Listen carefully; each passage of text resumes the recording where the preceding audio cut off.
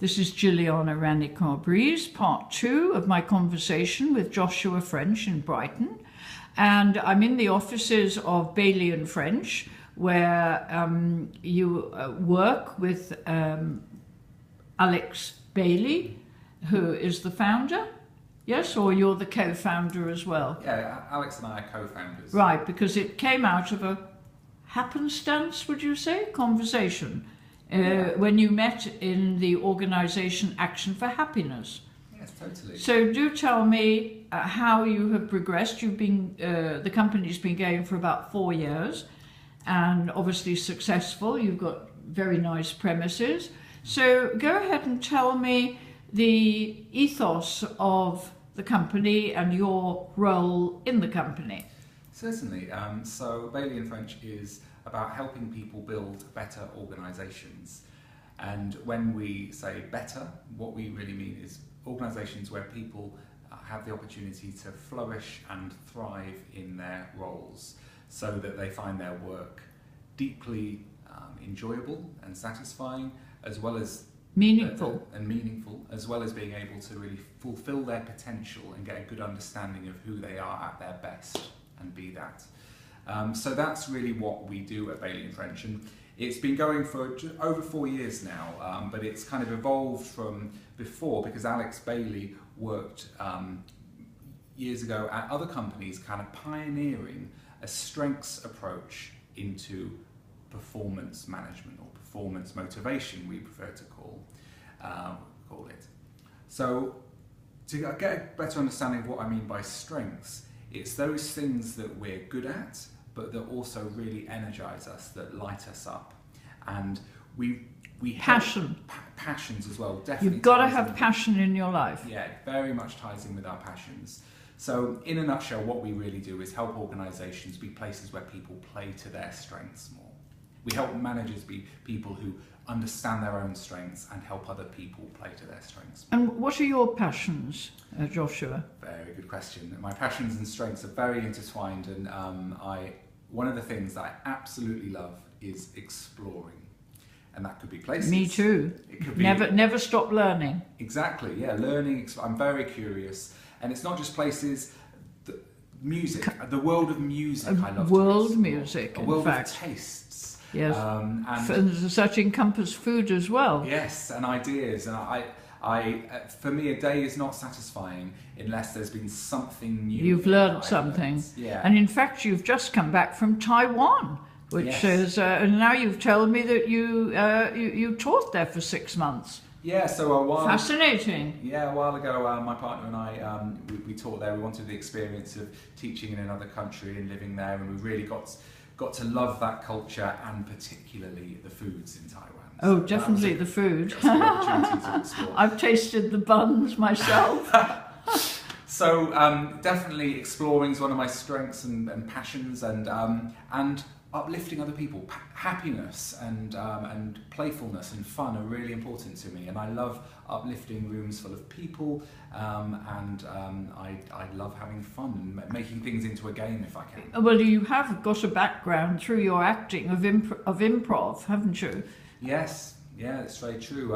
When I was with the Sheffield Youth Theatre, I mentioned it in a previous video, that we would do a lot of improvisation, and I like to feel that kind of in the moments playful response to what the current situation is something I've carried through from that, and I use in my and you're interested in the audience, aren't you? The audience's reaction and that connection. I'm fascinated by the connection between an actor or a facilitator or a musician and the audience, and how you get those moments where it's kind of one. There's a real sense of synergy or connection between the audience and the actor or the facilitator, etc. So that's something that drives me and I'm passionate about. So and then we've talked about learning, talked about exploration, empathy. I guess that very much ties in with the audience connection as well, but something I'm very good at is connecting with people and understanding what they're feeling. Emotions, have been a really important part of my life from when I was younger. I was very emotionally expressive. I enjoyed that in acting as well. But the importance of being aware of our emotions, becoming more emotionally intelligent, that's something that's really important to me. And also, what do you mean by emotionally intelligent? Could you elaborate on that? Yes, sure, and I'd be happy to, because it's something that we really help. It's a whole study. Yeah, we help people at Bailey and French be more emotionally intelligent, as well as happy, more successful, etc. So it's about understanding ourselves and our emotions. It's about being able to manage who we are and our emotions and our belief systems. It's about being able to understand that other people have different perspectives to us, and also being able to manage the relationships with those around us, so that we can have, as much as possible, consistently positive relationships. So this would come into team relationships, team management. Most definitely, yes. It's about because it's one thing it's hard enough to lead a happy, fulfilling life when we're just looking after ourselves, but when you bring other people into the equation, that's much more challenging, because people don't always do what we want them to do. So we have to learn to manage all of that, and it's possible, challenging, but it's possible to develop emotional intelligence so that we can be more successful at not only being happier, but also managing the more difficult emotions in ourselves and the people around us. But when you're at work, of course, you don't really express yourself. You're wearing a mask.